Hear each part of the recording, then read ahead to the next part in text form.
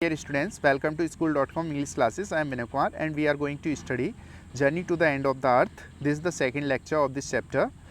As I have told you that we are connected to each other in this nature. Whatever the animals, birds, insects are there, सभी एक दूसरे के कहीं ना कहीं complement हैं। ये सभी एक चेन में बहुत ही इंपॉर्टेंट रोल प्ले किया करते हैं। एक के बिना दूसरे का होना बहुत मुश्किल है। अब जिस तरीके से हम इन सारी चीज़ों को डिस्ट्रॉय करते चले जा रहे हैं, उसी तरीके से हमारी प्रॉब्लम्स और ज़्यादा बढ़ती चली जा रही हैं। इन सारी चीज़ों को बचाया कैसे जाए, इकोसिस्टम को किस तरीके से प्रिजर्व किया जाए, कहीं ना कहीं इसको समझने के लिए हमें अपने अर्थ के हिस्ट्री को भी जानना होगा, अर्थ को समझना होगा। हम जो है इधर उधर भटकते घूम रहे हैं, मंगल में जीवन देख रहे हैं। कोशिश करें किसी भी तरीके से जीवन में मंगल ढूंढने की। किस तरीके से? अपनी पृथ्वी को सुरक्षित रखकर, है ना, पृथ्वी को बचाकर। तो हम अपनी अर्थ को किस तरीके से सेव कर सकते हैं, उसके लिए थोड़ी सी हमें जानकारी होना ज़्यादा ज़रूरी है। तो देखते हैं इसकी हिस्ट्री के बारे में। Part of history 650 million years ago. 650 million years, million से आप मतलब समझते होंगे 10 लाख, है ना। तो बहुत समय पहले की बात है। Giant amalgamated southern super continent. Super continent से मतलब क्या है? ये 7 कॉन्टिनेंट्स हैं। एक कॉन्टिनेंट जो होता है महाद्वीप कहते हैं हम, बहुत बड़ा होता है ना। तो अब हमारी एक जो दुनिया का बहुत बड़ा कॉन्टिनेंट है एशिया, उसमें इतने सारे कंट्रीज़ हैं और चाइना और इंडिया इतनी बड़ी कंट्रीज़ हैं और वो भी एशिया कॉन्टिनेंट के अंदर आते हैं। अब मान लो अगर हम सुपर कॉन्टिनेंट की बात करें तो ये जितने भी कॉन्टिनेंट हैं वो सबको एक में समाहित कर लो, है ना। तो जब 7 आउट ऑफ 7 कॉन्टिनेंट्स जब एक में मिल जाएंगे तो जो बन के तैयार होगा वो क्या होगा? सुपर कॉन्टिनेंट होगा। तो इस तरीके का आज से लगभग 650 मिलियन ईयर्स अगो रहा होगा, 650 मिलियन ईयर्स अगो। तो ये जो है उससे किस नाम से जाना जाता होगा? गोंडवाना। Did indeed exist. वास्तव में ये इस नाम की कोई जगह एग्जिस्ट करती थी, एग्जिस्टेंस में थी, पाई जाती थी। सेंटर्ड रफली around the present day Antarctica. तो इसका जो आज का अंटार्कटिका है वो सेंटर होता होगा किसी भी ज़माने में, कभी ऐसा रहा होगा। Things were quite different then. ये तब की बात है, बहुत पहले बात बता रहे हैं ना। हमारी इमेजिनेशन भी वहाँ तक पहुँचने में बहुत ज़्यादा प्रॉब्लम्स होगी हमारे लिए, इतना सोच भी नहीं सकते हम लोग। Things were quite different then. तब ये था कि जो चीज़ें थीं वो बिल्कुल अलग थीं। Humans hadn't arrived on the global scene. इस दुनिया में इंसान अभी नहीं आया था। And the climate was much warmer. और जो क्लाइमेट था वो बहुत ज़्यादा गर्म था, इस तरीके का नहीं था। हम लोग उस टाइम पे अगर आते भी तो सर्वाइव नहीं कर पाते। Hosting a huge variety of flora and fauna. और उस टाइम पे जो पाई जाने वाली वनस्पतियाँ थीं या जीव जंतु थे वो बिल्कुल अलग तरीके के थे। For 500 million years Gondwana thrived. कितना? बहुत लंबे टाइम तक, 500 मिलियन ईयर्स तक जो गोंडवाना था, गोंडवाना नाम का सुपर कॉन्टिनेंट था, बहुत फलता फूलता रहा, बढ़ता रहा। But around the time when the dinosaurs were wiped out. लेकिन कब एक समय ऐसा भी आया कि जो डायनासोर्स थे वो पूरी तरीके से ख़त्म हो गए। And the age of the mammals got underway. और फिर जब वो डायनासोर्स ख़त्म हो गए तो उसके बाद एक नए की शुरुआत हुई और जिसमें स्तनपायी जंतु जो थे उनका आना इस पृथ्वी पर शुरू हो गया था। ये the landmass was forced to separate into countries. ये किस तरीके से ख़त्म हुए, इसके पीछे की एक थ्योरी हम आपको बताते हैं जिसे सर्वमान्य माना जाता है सबसे ज़्यादा। कि एक समय ऐसा रहा था जब बहुत ज़्यादा विशालकाय जीव मैमथ्स इस पृथ्वी पे पाए जाते थे। डायनासोर्स वगैरह बहुत बड़े बड़े हुआ करते थे। आफ्टर सम टाइम एक बहुत बड़ा एस्टेरॉयड जो था वो पृथ्वी से आकर टकराया। वो इतना बड़ा था कि जब पृथ्वी से टकराया तो ये पृथ्वी जो थी वो कई टुकड़ों में टूट गई। ये जो गोंडवाना था वो टूट गया, अलग अलग हट गया और इसमें बहुत विशाल, बहुत भयानक तूफान, सुनामी आई और उसमें सारा का सारा एकदम वाइप्ड अवे हो गया, वाइप्ड आउट कर दिया इसने, सारा का सारा साफ़ कर दिया। जो कुछ भी इस पे पाया जाता था वो सब खत्म हो गया और जो बड़े बड़े जीव थे वो तो पूरी तरीके से ही नष्ट हो गए। थोड़े बहुत जीव बचे थे वो कारकैसिस के अंदर, उनकी बॉडी के अंदर थोड़े दिन रहे, लेकिन वो भी धीरे धीरे ख़त्म होने लगे। और उनके ख़त्म हो जाने के बाद काफ़ी लंबे टाइम के बाद यहाँ पर मैमल्स जो थे वो आए, उनका जन्म हुआ। The land was forced to separate into countries. और इसी की वजह से क्या हुआ, जो लैंड मास था, एक बहुत बड़ा भूभाग गोंडवाना का, वो टुकड़ों में टूट गया और आज उसी के वजह से हम 7 कॉन्टिनेंट्स देखते हैं। ये एक ही हिस्से के 7 अलग अलग टुकड़े हैं, एक ही जगह से बने हुए। Shaping the globe much as we know it today. और ग्लोब पे जब हम देखते हैं, कहीं हमारा ऑस्ट्रेलिया है तो कहीं अमेरिका है तो कहीं इंडिया है, तो इन सारी चीज़ों को अलग अलग जब देखते हैं तो हमें पता चलता है कि इस तरीके का ग्लोब है और किसी ज़माने में ये जो था सब एक रहा होगा। To visit Antarctica now is to be a part of that history. हाँ, अगर हम लोग अंटार्कटिका को विज़िट करते हैं तो फिर हम भी इसका एक हिस्सा बन जाते हैं। To get a grace of where we have come from and where we could possibly be heading. अब वहाँ पे हमें जाकर ये एहसास होता है, हम कहीं सोच पाते हैं, समझ पाते हैं कि हम लोगों ने कहाँ से चलना शुरू किया था और हम किधर को जा रहे हैं, है ना। वहाँ पे जाकर हमें इस चीज़ का एहसास होता है, सोचने का मौका मिलता है। It is to understand the significance of Caledonian folds and Precambrian granite sheets. तो वहाँ पर जाकर एक चीज़ और भी देखने को मिलती है। कॉर्डिलेरन जो फोल्ड्स हैं, कॉर्डिलेरन फोल्ड्स क्या होते हैं, ये जो प्लेट टेक्टोनिक थ्योरी आप पढ़ेंगे तो उसके थ्रू क्या होता है कि जब पृथ्वी थी उस पर बलित पर्वत क्या होते हैं, एक बार पृथ्वी जो है एक तरफ को एक प्लेट जो थी धक्का लगाना शुरू कर दिया, है ना। जब विस्फोट हुआ होगा तो बहुत सारे टुकड़े इधर उधर हटे होंगे, है ना। तो एक जो है दूसरे से टकराया होगा, एक प्लेट दूसरी प्लेट से टकराई और वो फोल्ड होती चली गई, जिसकी वजह से क्या है, हिमालयाज़ वगैरह जो हैं वो फॉर्म हुए। उसके बाद बहुत सारे ऐसे एंडीज़ है, आल्प्स है, एटलस है, ये सारे जो पर्वत श्रेणियाँ हैं वो बनी। कॉर्डिलेरियन फोल्ड्स के थ्रू आता है। ये कब हुआ था, प्री कैम्ब्रियन में। प्री कैम्ब्रियन क्या है, एक एज है। ये अगर जियोलॉजिकल क्लॉक पे हम देखें तो 88% टाइम जो है प्री कैम्ब्रियन एज का ही रहता है। प्री कैम्ब्रियन एक बहुत बड़ा टाइम पीरियड है ना, जो किसी भी समय रहा होगा। ये कैम्ब्रिज यूनिवर्सिटी वेल्स जो है उस जगह से इसका नाम लिया गया है। कहीं ना कहीं अगर रिसर्च हो रही है, उन सारी चीज़ों का अंदाज़ा लगा रहे हैं, तो नेम्स तो ऐसा नहीं है कि हम 500 मिलियन ईयर्स अगो जाकर रख दें, यहीं से कहीं नहीं लेना पड़ेगा स्टडी के पर्पज़ से। तो ये प्री कैम्ब्रियन जो है वो एक एज है, बहुत समय पहले रही थी, और इसका टाइम पीरियड जियोलॉजिकल क्लॉक से मतलब क्या है कि जितना टाइम हम जी रहे हैं यहाँ पे, हम यहाँ पर अगर 1 लाख वर्ष की बात करें तो जियोलॉजिकल क्लॉक पे 1 सेकंड के बराबर होगा वो, है ना। बहुत कम, ना के बराबर, 1 सेकंड से कम के बराबर हो कोई पता नहीं है। और हमारी लाइफ तो कुछ पता ही नहीं है कि कितनी जल्दी वहाँ से निकल सकती है। तो इसको मापने के लिए जियोलॉजिकल क्लॉक का यूज़ किया जाता है, और उस पर जो एक टाइम दिखाया जाता है प्री कैम्ब्रियन का, वो लगभग 88% कवर किया करता है। शायद आप समझ पाए होंगे। ग्रेनाइट शील्ड्स, वहाँ पर जो पाए जाने वाली ग्रेनाइट की चट्टानें हैं वो एक शील्ड का काम करती हैं, बहुत पुरानी हैं, उन्हें आसानी से स्टडी किया जा सकता है। ओजोन एंड कार्बन वहाँ पे जो पाई जाती है। इवोल्यूशन एंड एक्सटिंक्शन, और वहाँ पर क्या हुआ करता है, इवोल्यूशन है और एक्सटिंक्शन है ना। इवोल्यूशन का मतलब क्या होता है, जो प्राणी जगत एक के बाद एक नए नए जीव बनते चले जा रहे हैं, और फिर क्या होता है, पुराने जो जीव हैं वो विलुप्त होते चले जा रहे हैं। तो जिस तरीके से ये मौसम बदलता है, जिस तरीके से सिचुएशंस बदलती हैं, जो जीव होते हैं वो अपने आप को एक सिचुएशन में ढालते चले जाते हैं। जैसे कि आपने सुना होगा जिराफ वगैरह हैं, तो जिराफ जो हैं पहले इस तरीके के नहीं हुआ करते थे, उनकी गर्दन इस तरीके की नहीं हुआ करती थी। एवोल्यूशन हुआ, धीरे धीरे सारे के सारे जो पेड़ पौधे थे, जिस घास को वो चरा करते तो वो ख़त्म होने लगे। पेड़ पौधे ऊंचे ऊंचे थे और वो कोशिश करते रहे, ऐसा माना जाता है कि वो कोशिश करते रहे ऊपर ऊपर से उनके पत्तों को खाने की, और धीरे धीरे वो नीचे के पत्ते सारे खा गए। फिर ऊपर बचे, और ज़्यादा कोशिश की उन्होंने अपनी गर्दन को ऊँचा करने की, धीरे धीरे उनकी गर्दन जो थी इतनी लंबी हो गई। ये बहुत लंबे अथक प्रयास के बाद, this is called the evolution theory. तो ये जो है इस तरीके से आगे बढ़ता रहा है सारा कुछ। तो एवोल्यूशन शायद वायु स्टूडेंट्स बहुत अच्छी तरीके से पढ़े होंगे। एक्सटिंक्शन क्या है कि इसी टाइम पर क्या हुआ है कि कुछ जीव जो कि ऐसा नहीं कर पाए, ख़त्म हो गए, वो पूरी तरीके से इस दुनिया से चले गए। तो ये है आपका एवोल्यूशन एंड एक्सटिंक्शन।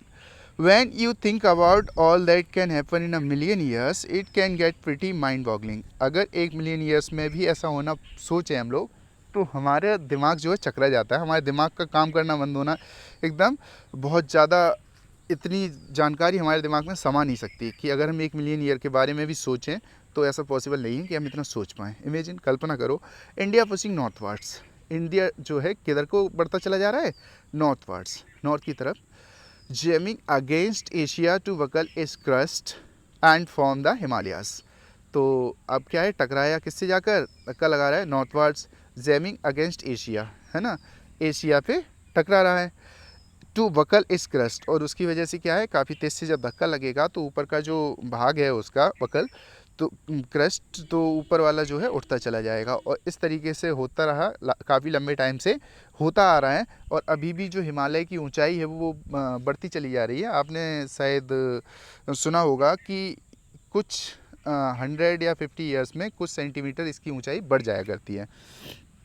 तो अभी तो पहले माना जाता था 48, लगभग 8848 ऐसा कुछ, और अब तो 50 उसकी जो हाइट है वो मानी जाती है। From the Himalaya South America drifting off to join North America. ऐसा लग रहा है कि धीरे धीरे ये चलते जा रहे हैं continents, South America drifting off to join North America, है ना, किसकी तरफ को ज्वाइन करने के लिए बढ़ रहा है साउथ अमेरिका, नॉर्थ अमेरिका की तरफ। Opening up the Drake passage to create cold circumpolar current. अब ड्रैक पैसेज एक जगह है, एक गलियारा, जिसे उसने खोल दिया है ना, तो ये बढ़ता चला जा रहा है, तो बीच में थोड़ी सी जगह बन गई जिसमें सर्कमपोलर करंट बहा करता है, कोल्ड सर्कमपोलर करंट। ये सबसे तेज बहने वाली जलधाराएं हैं, है ना। Keeping Antarctica frigid, desolate and at the bottom of the world. इसकी वजह से क्या हुआ कि बिल्कुल नीचे, है ना, bottom of the world, Antarctica जो हो गया वो क्या हो गया, अब मान लो ये जो कोल्ड सर्कमपोलर करंट थी ये बहना शुरू हो गए। अब थोड़ा सा ये एक दूसरे की तरफ खिसके, क्या, South America drifting off to join North America, है ना, साउथ अमेरिका वहाँ से हटा, उसने थोड़ी सी जगह क्रिएट की, उसमें एक बीच में थोड़ी जगह बन गई पानी के निकलने के लिए, जिसे कहा गया ड्रेक पैसेज। और ड्रेक पैसेज में से क्या होना शुरू हो गया, कोल्ड सर्कमपोलर करंट, जलधाराएं ठंडी चलना शुरू हो गई। उन ठंडी जलधाराओं की वजह से वो इतनी तेज़ चलती हैं, इतनी ज़्यादा ठंडी हैं, जिसकी वजह से अंटार्कटिका पूरा का पूरा जम गया, है ना, कीपिंग अंटार्कटिका फ्रिजिड, डेसोलेट, बिल्कुल निर्जन। अब वहाँ पे कोई रह भी नहीं सकता, इतना ज़्यादा ठंडा हो गया। And at the bottom of the world, और कहाँ पे आ गया, बॉटम ऑफ द वर्ल्ड में। For a sun worshipping South Indian like myself, अब मेरे जैसे साउथ इंडियन के लिए, जिसकी यहाँ पर सूरज की पूजा की जाती हो, या फिर हम कह सकते हैं कि सन बहुत ही नॉर्मल है, बहुत तेज़ से धूप रहती हो जिस जगह पर हम लोग रहते हैं। 2 weeks in a place where 90% of the Earth's total ice volumes are stored in a chilling prospect, not just for circulatory and metabolic functions but also for the imagination. अब सोचो, एक ऐसे इंसान को वहाँ पे रहना है जो यहाँ पर धूप में ही रहा हो, है ना, बहुत गर्मी में रहता हो, और एक ऐसी जगह पे उसे पहुँचा दिया जाए जहाँ पर 90% केवल और केवल क्या हो, बर्फ़ ही बर्फ़ हो, और भयंकर, जिसे सोच कर भी, आशा करके भी सर्दी जैसा लगता हो, है ना, देख कर भी। Stored in a chilling prospect, पूरी तरीके से एक ठंडाई से भरा हुआ, है ना, ठंडक से भरा हुआ। Not just for circulatory and metabolic functions, ऐसा नहीं है कि हवाएं वहाँ पे बहुत तेज़ चल रही थी, चारों तरफ बहुत ज़्यादा बर्फ़ थी, है ना, या फिर बॉडी जो है मेटाबॉलिक, जो हमारी पाचन क्रिया वगैरह ये सब कुछ होता है, उसके प्रति थोड़ा सा खतरनाक था। But also for the imagination, ये तो जो चीज़ थी वो इमेजिनेशन के लिए भी बहुत ज़्यादा खतरनाक थी। इतना सारा इमेजिन करके देखो कि चारों तरफ केवल बर्फ़ ही बर्फ़ है, भयंकर सर्दी है बहुत ही ज़्यादा, तो ये सारी चीज़ें जो हैं बहुत ज़्यादा अजीब लग रही थी। और वो भी एक ऐसे इंसान के लिए जो यहाँ पर रहता हो, इंडिया में, और वो भी साउथ इंडिया का। It is like walking into giant ping pong ball, किसकी तरह बिल्कुल महसूस हो रहा था, एक विशाल बड़ी सी पिंग पोंग बॉल के ऊपर चलने जैसा।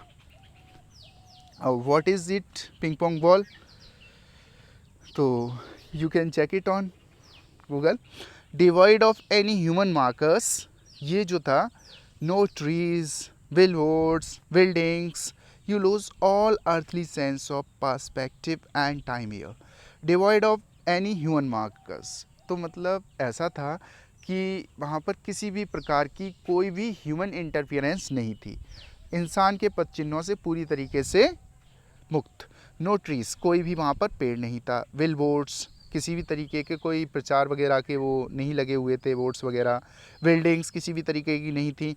You lose all earthly sense of perspective and time here, आपको यहाँ पर सांसारिक जो अनुभूति है उसको बिल्कुल पूरी तरीके से भूल जाना। एकदम ऐसा लगता था कि संसार पता नहीं किस तरीके का है। यहाँ पर आकर ऐसा एहसास नहीं होता है कि संसार इसी तरीके का है जैसा हम यहाँ पे देख रहे हैं। You lose our earthly sense, मतलब सांसारिक अनुभूतियाँ जितनी भी हैं आपकी सारी चली जाती हैं।